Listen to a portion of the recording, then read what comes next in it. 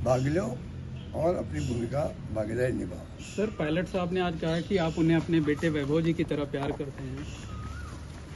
सही कहा, गलत क्या कहा? गलत क्या है क्या? तो मैं पहले कह चुका हूँ, तो 2-3 दिन बात कह रहे हैं। मैं तो पहले ही कहा, हम बचपन में इनके घरों में आते जाते थे आपस के अंदर, और दोनों बच्चे की तरह थे। तो यही उन्होंने ठीक कहा, कोई बुरी बात नहीं कही है। और मैंने जो कुछ कहा है वो मैं दिल से कहा है। मैंने तो किसी के बारे में आरोप नहीं लगाया उस दिन। मैंने उस दिन जो कुछ कहा है, आप देखेंगे अगर वर्बेटम पढ़ करके, तो मेरे आरोप किसी पे नहीं थे।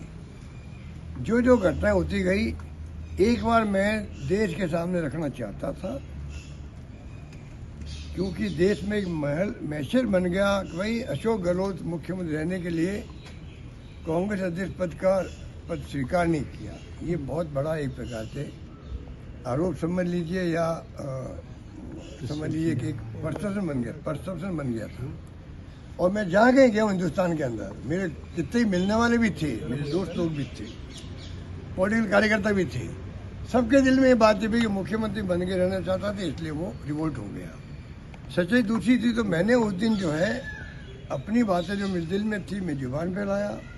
अपील मैंने सब नेताओं से करी। उसमें सचिन पायलट जी भी थे, सीपी जोशी जी भी थे, भवन जितनी जी थे, और पीसी प्रेसिडेंट हो, चाहे वो आपके दूली साहब हो, डॉक्टर चंद्रपाल जी हो, या कल्ला साहब हो, जो भी नेता रहे, पीसी प्रेसिडेंट रहे हैं, नेता प्रतिपक्ष रहे हैं, उन सबसे मैंने अपील की कि वक्त आ गया, हम अगर हम युवाओं को अपील करेंगे, आप सब आगे आकर के देश की डेमोक्रेसी को बचाओ, तो हम तो जो पदों पे बैठे हुए हैं, सीनियर लोग हैं, उनके ऊपर बड़ी जिम्मेदारी है बचाने की, कांग्रेस पार्टी को मजबूत करने की भी, और संघर्ष करने की इन फासिस्टी ताकतों से जिनका कोई यकीन नहीं है डेमोक्रेसी के अंदर, डेमोक्रेसी को ये हत्यारे हैं, उनकी लड़ाई में हम सब मिलकर करें। ये भी मैंने उस दिन कहा था।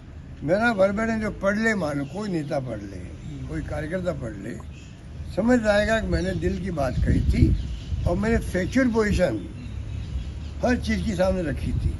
उसमें अगर फैक्चुअली अगर गलत है, तो आप मुझसे बात भी कर सकते हैं, पूछ सकते हैं भाई आपने ये बात क्यों कही है, मैं उनको जवाब दे दूंगा।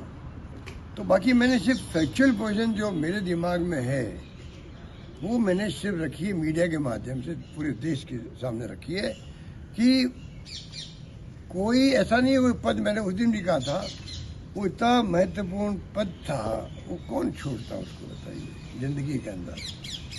जहाँ मैंने कहा महात्मा गांधी भी, पंडित नेहरू भी, मोतीलाल नेहरू भी, सरदार पटेल से लगा के फिर तो लंबी लिस्ट, इंदिरा गांधी भी, राजीव गांधी भी थे, नरसिम्हा जी बने, बाद में आपकी सोनिया जी बनी, केसी जी बने, राहुल गांधी बने, तो लंबी लिस्ट है कांग्रेस की।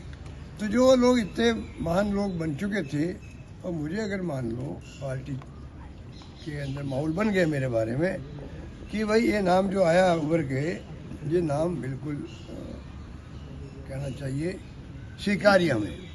एक प्रकार से देश की, मैं दावे के साथ कह सकता हूँ, उस वक्त में पूरे मुल्क के अंदर रैंक एंड फाइल जो कहलाती है कार्यकर्ता, उस रैंक एंड फाइल में ये स्वीकार हो गया था कि नाम जो बढ़ चल के आया है, या आया है चल करके AICC में जो चर्चा हुई है नाम, और मैं खड़ा हो रहा हूँ उसके अध्यक्ष के लिए, तो उनको उन्होंने वेलकम किया। ये रिपोर्ट पूरे देश की थी।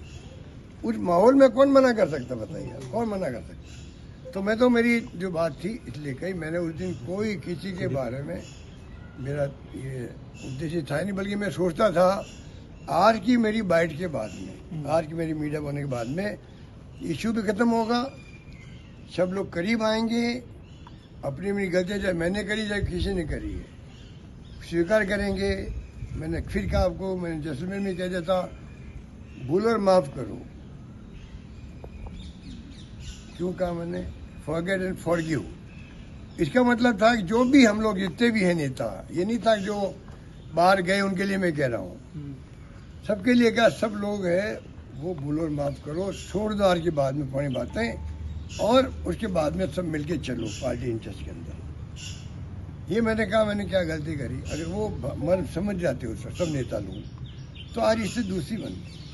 इसलिए मैं बार बार इस बात को मैं नहीं उठाना चाहता, ना कोई कमेंट करना चाहता। अब इसके बारे में कमेंट करना मैं उचित समझता हूँ कि कोई मायने नहीं रखता है।